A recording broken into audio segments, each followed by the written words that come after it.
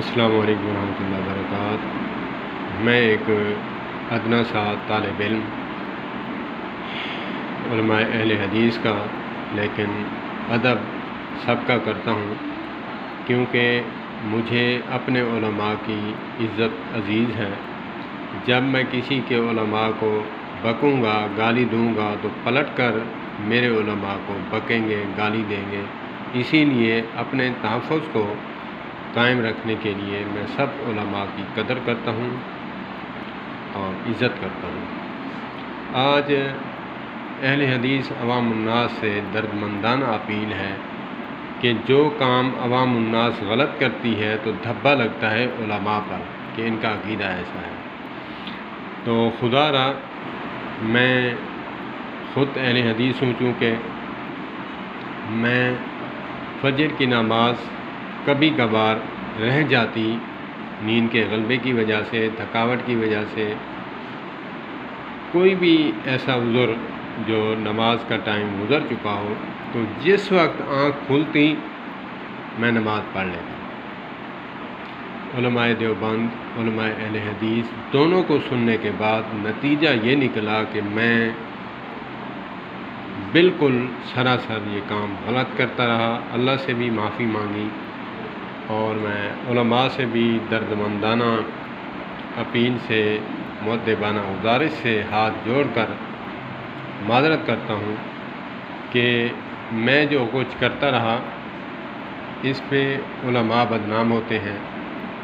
جو عوام الناس میں سے جو غلط کام کرتا ہے، علماء اس مسلک کے بدنام ہوتے ہیں کہ ان کا عقیدہ ایسے ہے۔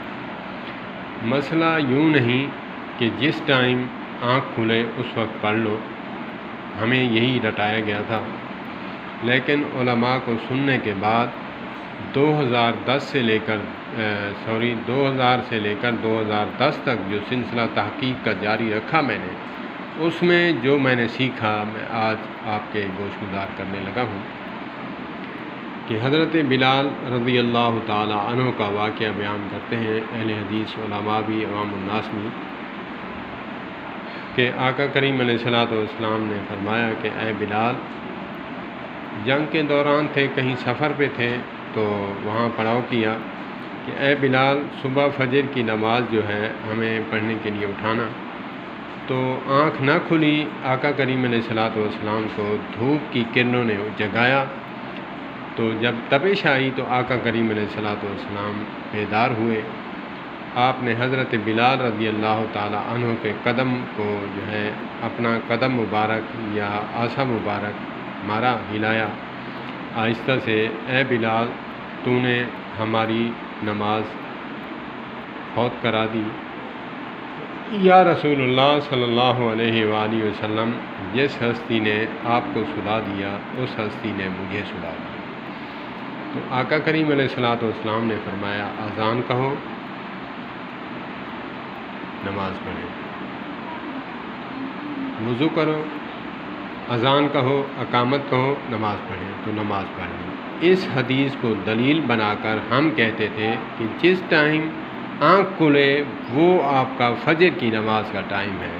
بالکل سراسر جھوٹ، سراسر غلطوڑ، سراسر اپنی حماقت کا ثبوت ہے کہ اس وقت دھوپ نکل آئی تھی، اشراق کا ٹائم ہو چکا تھا، کہ ہم یہ نہیں دیکھتے کہ اب سورج جو ہے پوری طرح باہر نکل آیا ہے، نماز کا ٹائم ہے یا نہیں۔ اس مکروہ ٹائم کو ہم نہیں دیکھتے کہ جس ٹائم 3 ٹائم ہیں جس پر اللہ کے نبی صلی اللہ علیہ وآلہ وسلم نے منع فرمایا ہے کہ اس ٹائم نماز نہیں پڑھنی چاہیے۔ جس وقت سورج طلوع آفتاب ہو رہا ہوتا ہے، آدھا اندر آدھا باہر، تب منع ہے نماز۔ 11 ساڑھے 11 بجے سر کے برابر بالکل سورج ہو تب بھی نماز منع ہے، اور جب غروب آفتاب، سورج غروب ہونے والا ہے اور آدھا اندر آدھا باہر ہے سورج، تب بھی نماز منع ہے۔ تو یہ اوقات ہم نہیں دیکھتے تھے کہ اس وقت پڑھنے کا نہیں، ہم بس کہتے تھے کہ جس وقت آپ کی آنکھ کھلے، واللہ میں اہل حدیث علماء کی قدر کرتا ہوں، کیونکہ میں ان کا طالب علم ہوں، ان سے سیکھا ہے جو کچھ سیکھا ہے۔ یہ علماء نہیں کہتے، ہم سیکھنے کو نہیں جاتے، پھر علماء اس بات پہ ہمیں گھر آ کر تو نہ سمجھائیں۔ میں نے جو سمجھا ہے، میں نے بھی تو علماء سے جا کر سمجھا ہے۔ علماء اہل حدیث فرماتے ہیں کہ اس ٹائم نہ پڑھیں جس ٹائم مکروہ ٹائم ہے، اس وقت بجائے نماز کا ثواب حاصل کرنے کے گناہ ملتا ہے، ان ٹائم کو چھوڑ دیں۔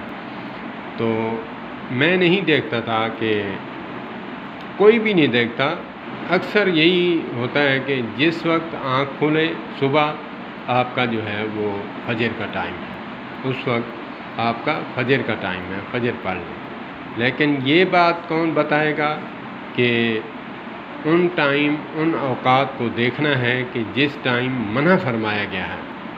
اللہ پاک ہمیں دین سمجھنے کی توفیق عطا فرمائے۔ میں مؤدبانہ گزارش کروں گا، ہاتھ جوڑ کر گزارش کروں گا، معذرت کروں گا علماء اہل حدیث سے اور عوام الناس سے، اہل حدیث عوام الناس سے، خدا را تھوڑا سا اپنی کیپیسٹی کو بڑھائیں، تھوڑی سی کیپیسٹی کو بڑھائیں اور سمجھیں کہ علماء سے پوچھ کر چلیں۔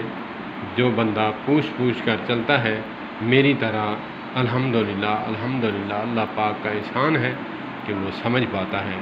اللہ پاک مجھے بھی عمل کی توفیق عطا فرمائے اور سب کو۔ والسلام علیکم۔